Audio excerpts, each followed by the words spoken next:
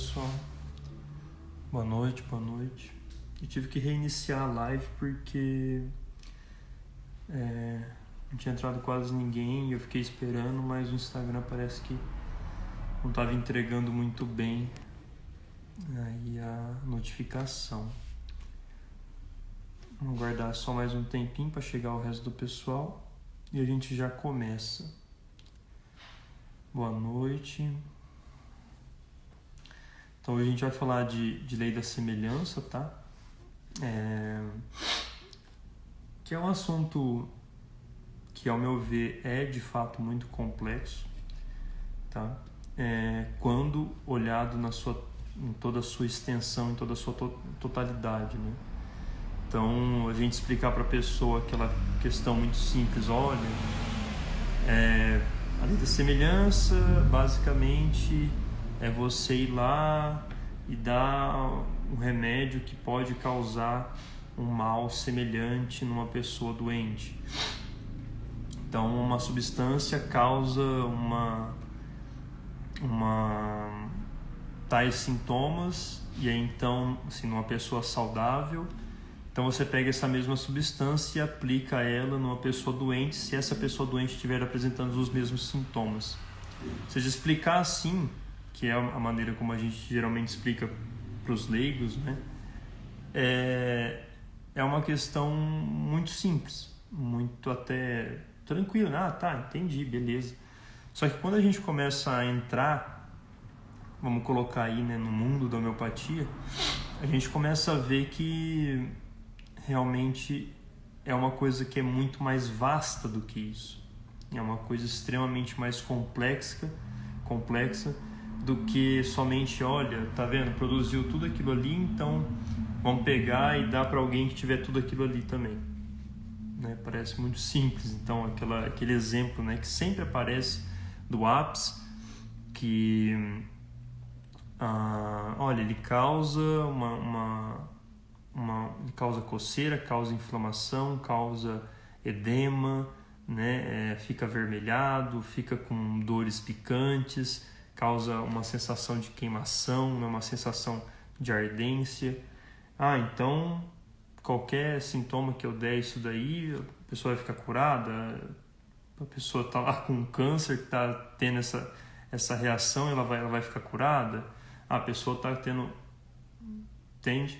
Então é muito mais complexo do que somente, olha, tem um quadro aqui que é assim, então dá para qualquer outro tipo de quadro que também for assim. É muito mais vasto do que isso, a questão da semelhança é muito maior do que isso. Ela abrange muitas outras coisas, ela abrange níveis de analogia, né? Níveis de coisas que eu quero pegar para prescrever o remédio. Então, níveis de sintomas diferentes que eu quero pegar e outros que eu quero descartar para dar o remédio. Então, até uma pergunta que eu fiz há um tempo atrás, né, nos stories mesmo, se eu pudesse, né, se existe um si mínimo, né, se um si mínimo né, de uma pessoa necessariamente tem que apresentar a doença, né, aquele processo patológico que essa pessoa está apresentando.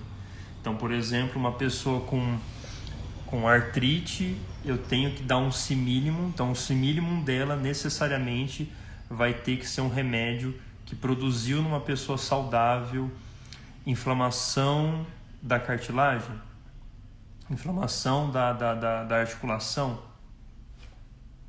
E aí? Né? Porque se é cura pela semelhança, então tudo tem que ser semelhante? Ou será que é só algumas coisas que tem que ser semelhante? Ou seja, e aí? Para a gente ver o quanto é complexo a questão, ou seja, o si mínimo lá que você vai dar para a pessoa, né? Você vai dar para a pessoa, ele tem que pegar todos os sintomas. Ele tem que reproduzir a doença que a pessoa está tendo hoje de maneira idêntica ou não? Por que não? Por que sim? Né? A Dani perguntou aqui se o Stramonium é um remédio seguro. É isso. Ô Dani, quando a gente fala de homeopatia, qualquer substância acima, né, vamos pegar aí na 6CH, ou então melhor ainda, acima da 12CH, ela é completamente, ela não tem capacidade de intoxicação, tá? Então, é uma diferença grande dos remédios alopáticos. Então, por exemplo, você vai tomar um corticoide, por exemplo, né, prednisona. Então, você toma uma dosagem muito alta de prednisona, que vai te fazer mal, porque aquilo vai te intoxicar, vai causar um processo de que a toxicologia vai poder avaliar aquilo. Então, ele vai intoxica a pessoa, ele causa sintomas na pessoa, que nem, por exemplo, paracetamol para o fígado, né? Você toma demais, aquilo vai causar uma intoxicação no fígado, vai lesar o tecido do fígado, por exemplo. Os homeopáticos, eles não fazem isso, tá? Eles não têm capacidade para fazer isso. Onde está o problema dos homeopáticos, né? Os homeopáticos, eles também podem causar supressão. O que é supressão? É quando você faz avançar a doença. Então, por exemplo, você encobre um sintoma e esse sintoma, então, o corpo não consegue mais produzi-lo. Logo, o corpo tem que produzir uma outra coisa para se defender. Logo, o que o remédio homeopático pode fazer quando não dado corretamente? Ele pode fazer com que o seu corpo pare de produzir aquele sintoma e produza um outro pior. Basicamente, bem basicão é isso daí, tá? Agora, o remédio homeopático, ele tem uma capacidade também, às vezes, de causar uma coisa que a gente chama de agravação homeopática, tá? Isso é fácil de acontecer? Não, tá? O que seria isso, basicamente? É você dar o remédio e a pessoa, os sintomas que a pessoa tem, esses sintomas sofrerem uma leve agravação desses mesmos sintomas que a pessoa já tem, tá? Isso pode acontecer, tá? Não é em todos os casos que isso acontece, depende de muitas coisas, depende, por exemplo, da sensibilidade da pessoa ao remédio, tá? Por exemplo, uma vez eu tive um paciente que eu dei Nux vomica, tá? O cara passou muito mal, tá? E cada vez que eu erguia mais a potência, sabe, assim, falar, não, vamos diminuir a quantidade, vamos diluir mais o remédio. Mesmo assim, a sensibilidade da pessoa ao remédio é muito grande, entendeu? Então, em certos casos, quando a sensibilidade da pessoa é muito grande, que não é uma coisa muito fácil de acontecer, pode ser que dê esse negócio de agravação, tá? Dos sintomas. Agora, tem certos remédios que eles são, digamos assim, entre aspas, um pouco mais perigosos do que outros, tá? Remédios dos venenos, por exemplo, né? Eles podem fazer surtir agravações um pouco mais fortes, um pouco mais graves, ou às vezes eles podem também criar sintomas que são dele, tá? Então, por exemplo, você está lá, né, o seu bebê tá com um quadro de, sei lá, qualquer coisa, e aí então você dá o Stramonium, só que talvez ele foi dado em dose muito alta, repetido várias vezes. Isso pode gerar o que a gente chama de patogenesia, tá? O que é isso? Ele produz sintomas na pessoa, ele produz sintomas que são dele na pessoa. Muito entre aspas, tá? É como se fosse uma intoxicação pelo remédio. Isso também não é fácil de fazer, é só quando você repete demais as doses ou quando você dá uma potência muito alta, aí depende de várias outras coisas, tá? Então, em geral, qualquer remédio homeopático, ele é extremamente seguro, tá? Em geral, qualquer Stramonium, qualquer remédio homeopático é muito seguro, porém tem que se analisar, só que assim, quem analisa isso? O médico. Né? No seu caso, assim, ainda mais para um bebê, seria um médico homeopata, é quem tem que analisar para ver se a dosagem está muito alta, se a potência dele está muito alta, se o bebê é muito sensível. Isso são coisas que o médico vai avaliar e vai saber prescrever, entendeu? Então pode ficar tranquilo. Mas em tese, os homeopatas eles são extremamente seguros por conta dessa não capacidade de causar intoxicação no corpo, tá bom? Assim, eu espero que eu tenha te respondido. Então é por isso, assim, muita gente às vezes pega e sai tomando, né, qualquer remédio homeopático aí, como se fosse, sei lá, tipo sal de fruta. Isso é errado, tá? É sempre interessante para quem não é leigo mesmo no assunto, você ter pelo menos o acompanhamento de um profissional, tá? Porque esse negócio de homeopático não faz mal, isso é mentira, tá? Eles podem causar, não é um mal que os alopáticos causam, é um mal diferente, como eu já expliquei. Mas precisa tomar essas precauções, tá? Agora, quando você tem um acompanhamento de um médico, um farmacêutico, algum outro clínico, é assim, tranquilo, tá? Ou se alguma coisa acontecer, ele vai saber como manejar aquilo, tá? Então, assim, é uma coisa que eu sempre falo.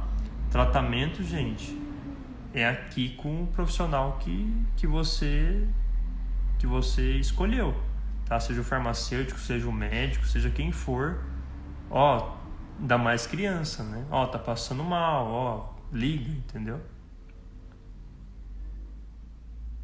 Só perguntei porque na reportagem que li falou que era na homeopatia a última a ser utilizada.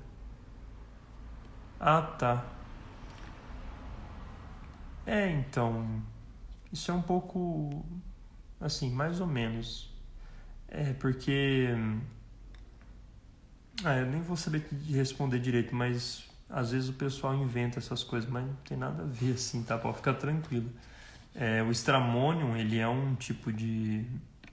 eu não sei exatamente se é um veneno, mas ele tem uma característica de produzir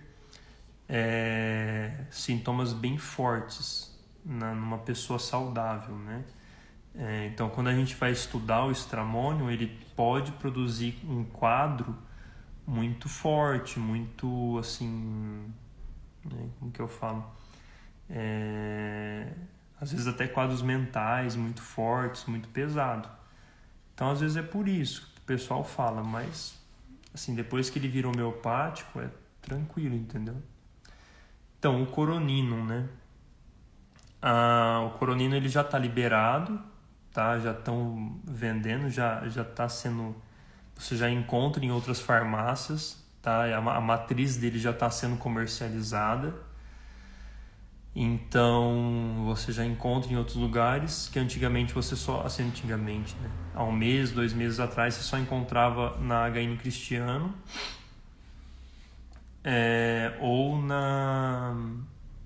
em outras 2 farmácias, uma no Rio e uma outra era em Curitiba, que foram as farmácias que produziu o remédio, né? Então, há 1 mês atrás, 2 meses, você só encontrava nesses locais, só que agora eu já tive notícia que já foi liberado para venda da matriz.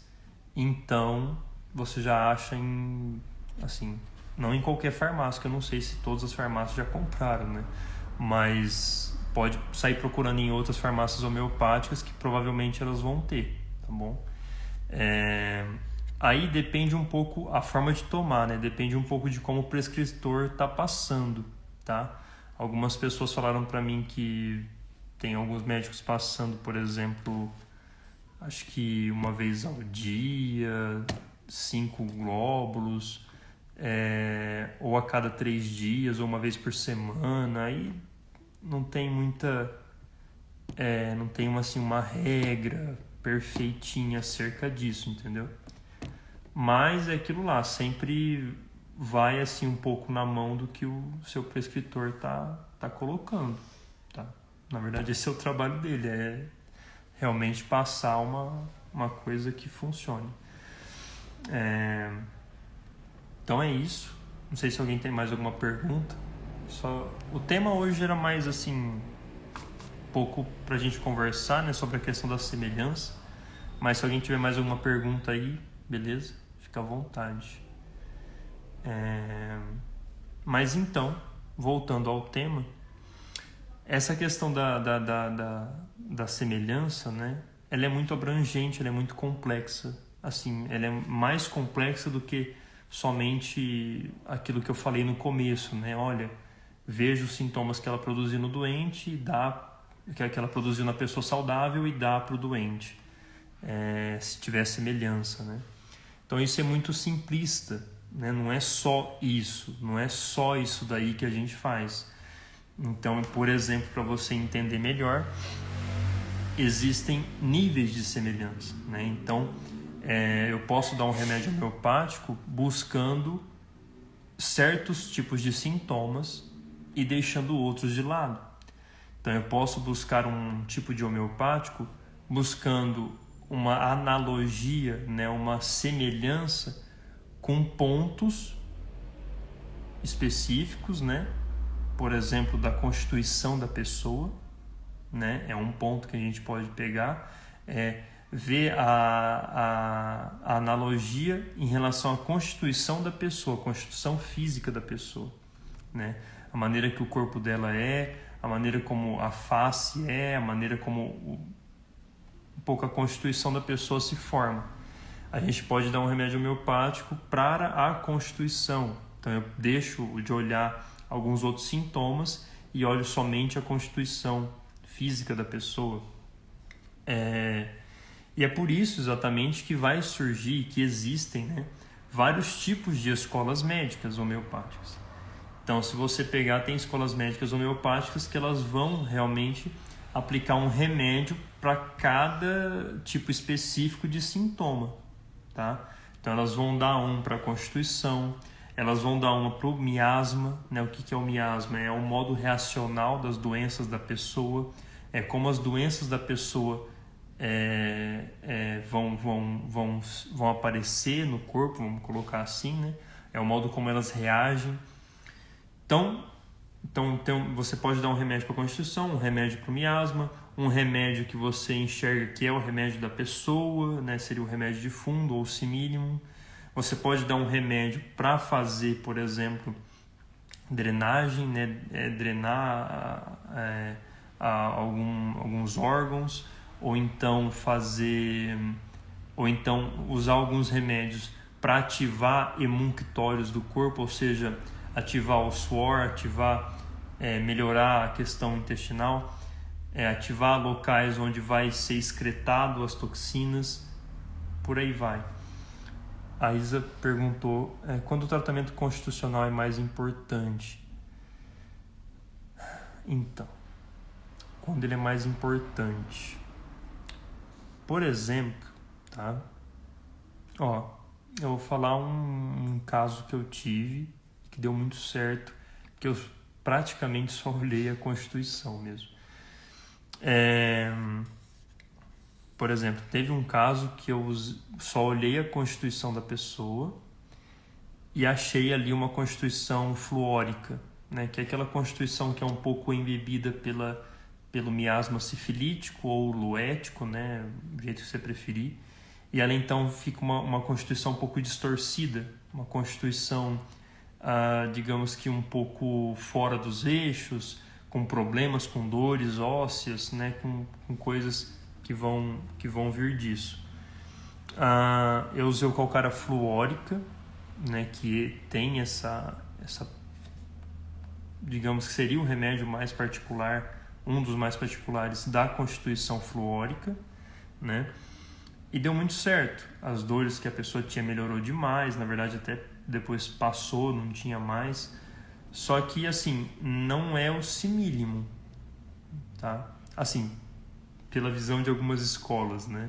E aí que tá, né? Cada escola vai olhar o simílimo de uma maneira diferente. Ou seja, a questão da semelhança ela é tão abrangente que cada escola vai falar, olha, para você pegar o simílimo, você tem que pegar tais e tais sintomas. Não, para você pegar o simílimo, você tem que olhar tais e tais outros sintomas. E por aí vai, né? Só para a gente ver como é abrangente isso. Então, por exemplo, na concepção, digamos, da escola que eu sou mais assim adepto, né? Para achar o simílimo eu teria que usar também as características constitucionais daquela pessoa, mas não só isso. Eu teria que usar a totalidade sintomática e eu não usei isso, tá? Agora, em quais casos específicos, né, é interessante dar o remédio constitucional? Eu, para ser sincero, não sei te dizer se existe um caso de doença específico que, se você der um remédio constitucional, vai ser melhor, tá? Às vezes, talvez, não sei, para um adolescente que está, talvez, aqueles problemas de crescimento, né? Ou para melhorar algumas questões, geralmente para a constituição fluórica, né? Que é uma constituição que já vem com problemas de simetria e essas coisas, mas não sei se um caso de doença seria, não, é melhor dar o remédio constitucional, não sei mesmo te dizer. Geralmente os franceses, né, a escola francesa de homeopatia, eles dão o remédio constitucional em todos os casos, né? Assim, não sei se são todos os franceses, mas geralmente, por exemplo, quando você pega, sei lá, um Max Tetô, você vê que ele dá um remédio, sempre um remédio constitucional, né? Então, dá um remédio constitucional, dá um remédio para ajudar no miasma e por aí vai. No curso, alguns disseram que seria apropriado para uma primeira abordagem.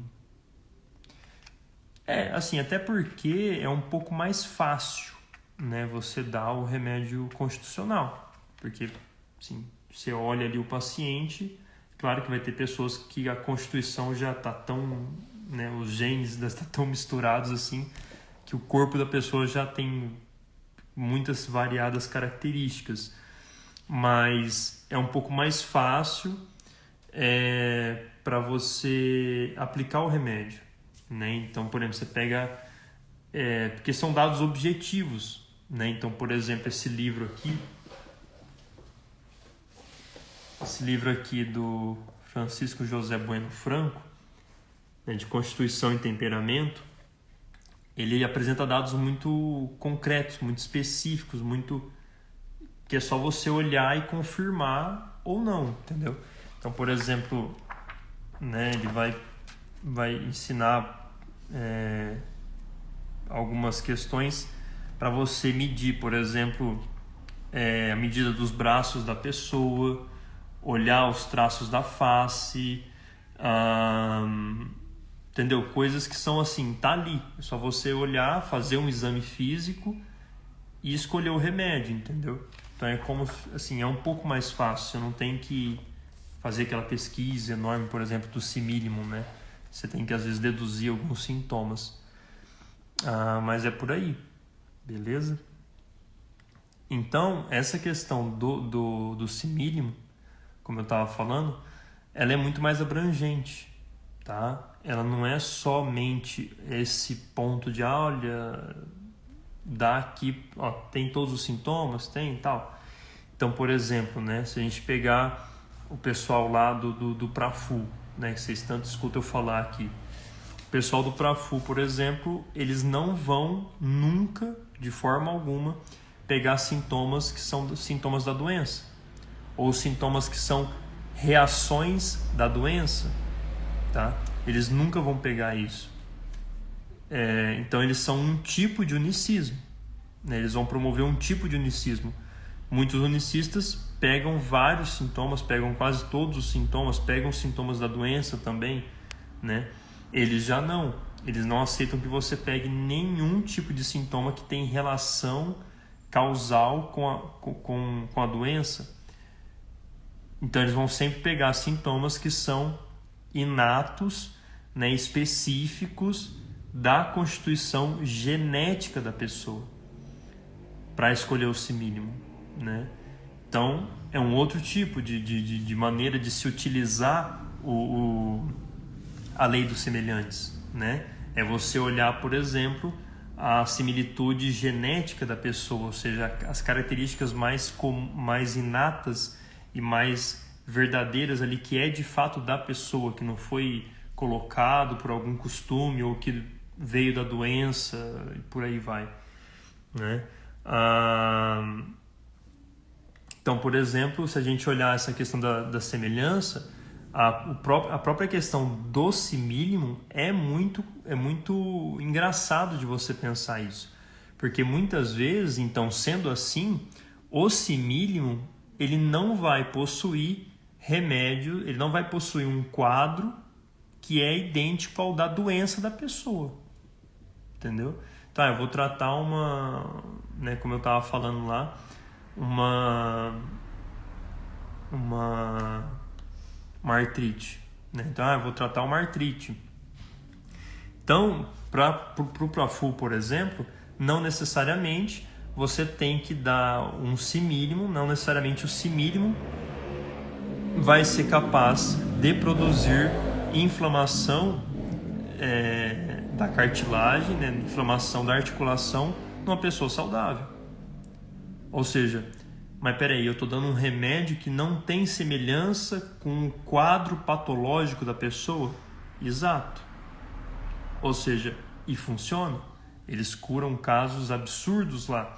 Ou seja, então quer dizer que o negócio da semelhança não é exatamente colocar o semelhante com qualquer coisa? Né? Muitas vezes o simílimo ele não vai ter todas as doenças que você vai produzir durante a sua vida. E aí? Né? Sendo assim, será que existem outros caminhos de semelhança? Será que existem outros, né, para a gente dar o remédio homeopático? Ou seja, será que então é somente essa semelhança com os sintomas que a gente está vendo que eu preciso colocar? Né? Será que não é talvez por simílio uma semelhança com a pessoa, uma semelhança com a estrutura constitucional genética da pessoa? Entendeu? Então a questão do simílio ela é muito abrangente, assim, a questão da semelhança ela é muito abrangente, né? Agora, por exemplo, você pega remédios pontuais, né, que às vezes a gente dá na farmácia assim para alguém que nem quer saber de remédio nenhum, mas quer alguma coisa para dormir, né? Você pega e dá arnica na 30CH, a pessoa começa a dormir. E assim, é um remédio que funciona para uma grande porcentagem de pessoas, ou seja, vamos pegar aí 10 pessoas, 80% vai dormir muito melhor. Agora,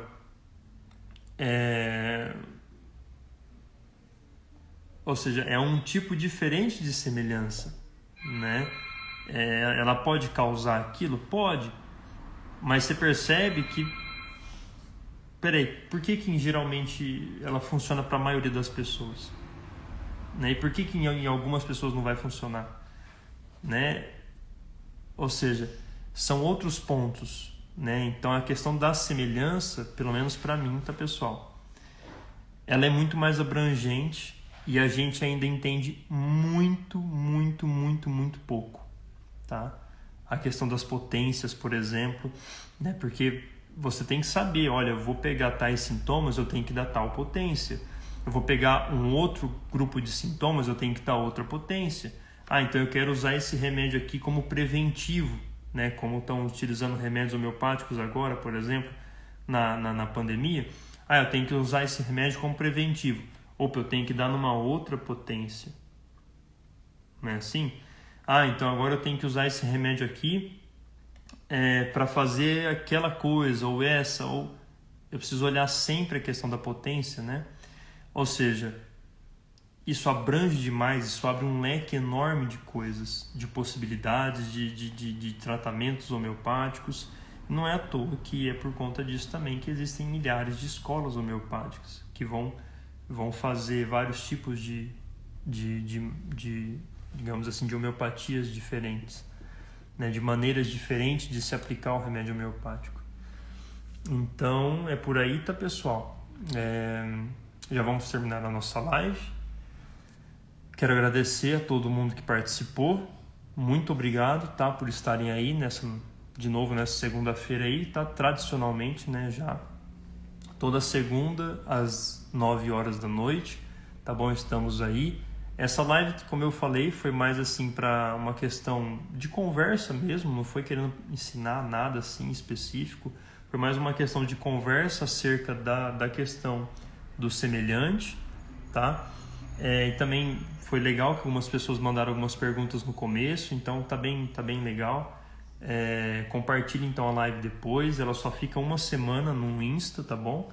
Depois disso ela sai e vai para nossa plataforma, vai assim de maneira eterna, né? Lá para nossa plataforma de membros, né? Que a nossa plataforma paga. E aí, se você tiver mais interesse, vai lá, beleza? Assiste lá, se inscreve na plataforma, acho que você vai gostar bastante. E toda segunda-feira, às 9 horas da noite, estamos sempre aqui, quer faça chuva, sol, chuva canivete ou sei lá mais o que. Opa, quase derrubei aqui. Mas beleza, pessoal? Muito obrigado mesmo a todos que estiveram aí. Uma boa semana a todos, tá? Bom início de semana aí. Muito obrigado mesmo e uma boa noite, pessoal. Tchau, tchau, até mais.